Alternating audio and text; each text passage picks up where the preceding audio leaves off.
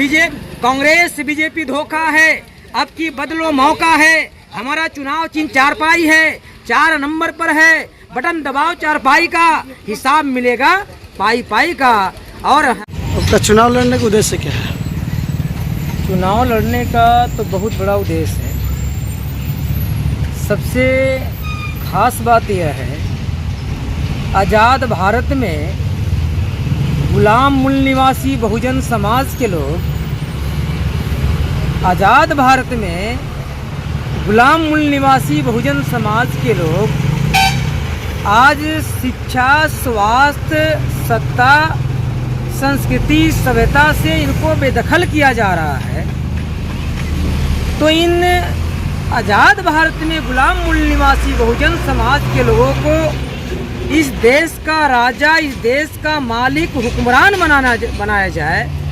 इन सारी बातों को ध्यान में रखते हुए हमारी पार्टी पूरे देश भर में लोकसभा के चुनाव लड़ रही है। और इन्हीं सारी बातों को ध्यान में रखते हुए मैं 34 लोकसभा संसदीय क्षेत्र 34 सासाराम से सुरक्षित से मैं चुनाव लड़ रहा हूं कि इस संसदीय क्षेत्र के तमाम जनता को, जब मैं अलग अलग क्षेत्रों में, अलग अलग प्रखंडों में, अलग अलग पंचायतों और गांवों में जब मैं भ्रमण कर रहा हूं, तो देख रहा हूं कि देश की आज़ादी हुए 77-78 साल हो गए और आज़ादी से लेकर 1951 से लेकर आज तक इस संसदीय क्षेत्र से हमारे ही समाज के लोग चुनाव जीतकर आते रहे। लेकिन आज भी इस संसदीय क्षेत्र के तमाम जनता रोटी, कपड़ा, मकान, शिक्षा, सुरक्षा, स्वास्थ्य से वो जूझ रही है। युवाओं के लिए क्या संदेश देंगे बताइए? तो इतना जूझना हो रहा है कि आज त्राही माम मचा हुआ है। इसलिए मैं ये निर्णय लिया हूँ कि जो इंसानों के लिए छोटी समस्याओं का समाधान इन लोगों ने नहीं किया, उसको समाधान करने के लिए रोटी, कपड़ा, मकान, शिक्षा, सुरक्षा, स्वास्थ्य को ये समाधान किया जाए, इस बात को ध्यान में रखकर भाई चुनाव। युवाओं के लिए क्या संदेश देना चाहिए? अब रहा युवाओं की बात, तो आप अगर भारतीय जनता पार्टी के नरेंद्र मोदी जी की बात करेंगे, वो देश का प्रधानमंत्री बाद में है, और बीजेपी का नेता वो सबसे नंबर 1 के हैं, जो ऐसा वो भाषण देते रहते हैं। उन्होंने कहा 2 करोड़ नौकरियां प्रत्येक वर्ष देंगे, ऐसा नारा लगाया। और इस देश के नौजवान छात्र युवाओं ने हर हर मोदी, घर घर मोदी ऐसा नारा लगाते रहे। लेकिन आज उनको पिछवाड़े पर इतने डंडे मारे जा रहे हैं कि आज वो बैठने लायक भी नहीं है। और मैं बात करूं बिहार का, और मैं बात करूं इस संसदीय क्षेत्र का, तो आज यहाँ का आप जाइए, सुदूर इलाका में जाइए, आप पहाड़ी इलाका में जाइए, आप समतल इलाके में जाइए, आज भी वहाँ के नौजवान चेन्नई, मद्रास, कलकत्ता, हावड़ा, गुजरात जाने के लिए मजबूर है। और जिनकी उम्र काम करने लायक नहीं है, वो कम उम्र में जाकर दूसरे यहाँ कंपनियों में या फैक्ट्रियों में वो मजदूरी करने के लिए मजबूर है। तो अगर हमारी पार्टी सत्ता में आती है तो हमने लिखा है कि प्रत्येक महीना उनका बेरोजगारी भत्ता देंगे।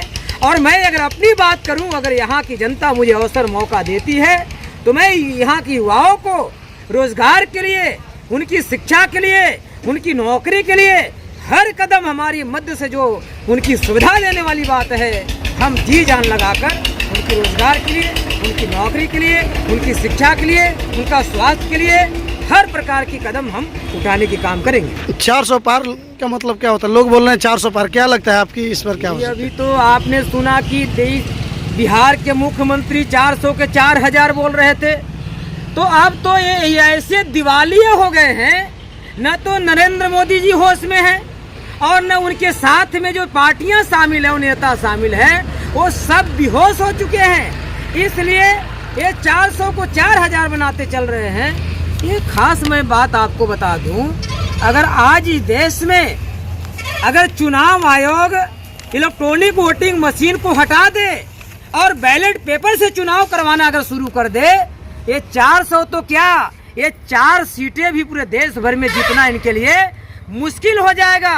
ये तो मशीनों से चोरी करके, वोटों को चोरी करके जीत जाते हैं। जनता आज भी उनको लाइक करते हैं कि 5 किलो राशन मिलता है, इसलिए उनको लाइक कर रही है। कोई लाइक नहीं करता है, बताइए।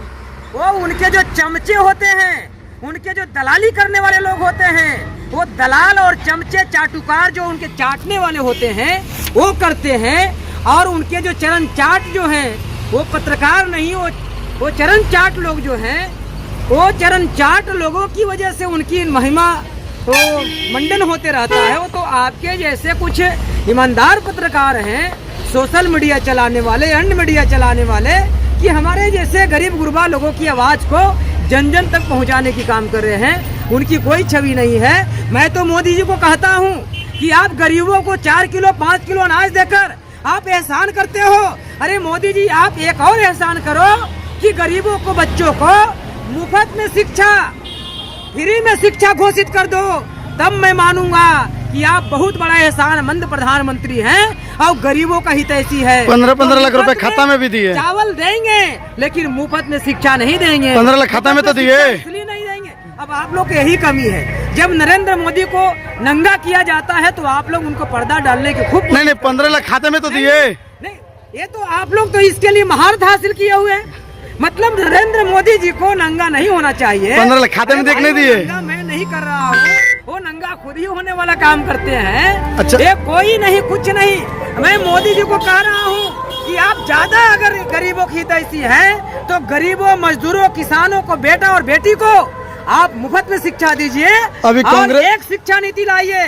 कलेक्टर चपरासी का बेटा हो, कलेक्टर का बेटा, मजदूर का बेटा हो, किसान का बेटा, मुखिया का बेटा हो, मुख्यमंत्री का बेटा, राज्यपाल का बेटा हो, राष्ट्रपति का बेटा, प्रधान का बेटा हो, प्रधानमंत्री का बेटा, सबका शिक्षा एक समान होना चाहिए। एक ही विद्यालय, महाविद्यालय और विश्वविद्यालय होगा, फिर देखेंगे किसका बेटा पढ़ने में कितना तेज है, फिर देखेंगे हम लोग। सासाराम संसदीय के जो युवा हैं, बेरोजगार हैं, फिर भी आज हर हर मोदी कर रहे हैं, उन लोगों को क्या संदेश देंगे बताइए? हर हर मोदी कोई नहीं कर रहा है, देख रहे हैं। अब मोदी के नाम लेने वाले कोई है? अभी बीच में तेजस्वी का भी नाम ले रहे हैं महागठबंधन से, उन लोग का भी मोदी जो का तो अब नामो निशान खत्म हो गया। अभी जो कि तेजस्वी के नाम इसलिए 5 लाख नौकरियां दी हैं, इसके वजह से ज्यादा तेजस्वी के नाम ले रहे हैं। इसमें क्या करें बताइए? तेजस्वी यादव की बातें आप कर रहे हैं, मोदी जी की बातें कर रहे हैं, तो मैं तेजस्वी जी ठीक है, आपको लगता है कि ऐसा काम कर रहे हैं, लेकिन इनको कई बार अवसर मिला है। अगर ये लोग अगर मिलजुल कर अगर बढ़िया से काम करते, उनके माताजी भी मुख्यमंत्री रह चुकी हैं, उनके पिताजी भी मुख्यमंत्री रह चुके हैं, वो खुद भी डिप्टी सीएम रह चुके हैं। अगर इनकी नीति और नीयत साफ होता तो बिहार के नौजवान दूसरे राज्यों में जाकर दर दर भटकने की काम नहीं करते और उनके रोटी की भटकते नहीं और उनके मार खाने के लिए मजबूर नहीं होते। सासाराम संसदीय क्षेत्र को क्या कहना चाहते हैं? इनकी विकास ना करने की वजह से आज यहाँ के नौजवान दूसरे राज्यों में जाकर मार खाता है, तो इनकी क्या बात करते हैं? सासाराम संसदीय क्षेत्र के लोगों को क्या संदेश देना चाहते हैं? मैं सासाराम संसदीय क्षेत्र के सम्मानित जनता को मैं आपके चैनल के माध्यम से मैं ये संदेश देना चाहता हूँ कि ये मतदान नहीं है, ये मताधिकार है। आप मतदान समझकर अपना मत किसी को नहीं दीजिए। आपको डॉक्टर बाबा साहब अम्बेडकर ने मत का अधिकार दिया है। इस मत के अधिकार से आप राजा बन सकते हैं और राजा बना सकते हैं। तो आपने बहुत बार राजा बनाते आए, इस बार आपको खुद राजा बनने की मौका, अवसर बहुजन मुक्ति पार्टी ने आपको दिया है और अमित कुमार अम्बेडकर ने आपके बीच में एक विकल्प के रूप में मैं खड़ा हूँ। आप इस विकल्प को स्वीकार करें और खुद ही मालिक बने, खुद ही राजा बने, खुद ही आप सर्वे सर्वा बने और आप अपना मतदान नहीं करें। एक एक मत को मताधिकार को समझकर आप इस संसदीय क्षेत्र का मालिक बने। आपकी रोटी, कपड़ा, मकान, शिक्षा, सुरक्षा, स्वास्थ्य और रोजगार, ये सारी सुविधा मुहैया कराया जाएगा। और हमने तो एक नारा दिया है। क्या नारा दिया है? कांग्रेस बीजेपी धोखा है, अब की बदलो मौका है। हमारा चुनाव चिन्ह चारपाई है, 4 नंबर पर है, बटन दबाओ चारपाई का, हिसाब मिलेगा पाई का। और हमारा ये जो है ये एग्रीमेंट पेपर है। मोदी जी का जो अभी एग्रीमेंट का बात चल रहा है वो झूठ का एग्रीमेंट है। मोदी जी का जो एग्रीमेंट है वो झूठ का एग्रीमेंट है। हमने 100 रुपया के स्टाम्प पेपर पर चलिए बहुत बहुत धन्यवाद नोटरी करवा कर मैं जनता के बीच में दे रहा हूँ। गारंटी मैं वोटर के साथ में गारंटी करके दे रहा हूँ। इसलिए यहाँ की जनता मुझे भारी मतों से जिताने की फैसला ले चुकी है और जिताने की काम कर रही है। ये तो 4 तारीख के बाद आप लोगों को पता चलेगा। बहुत बहुत धन्यवाद आपका।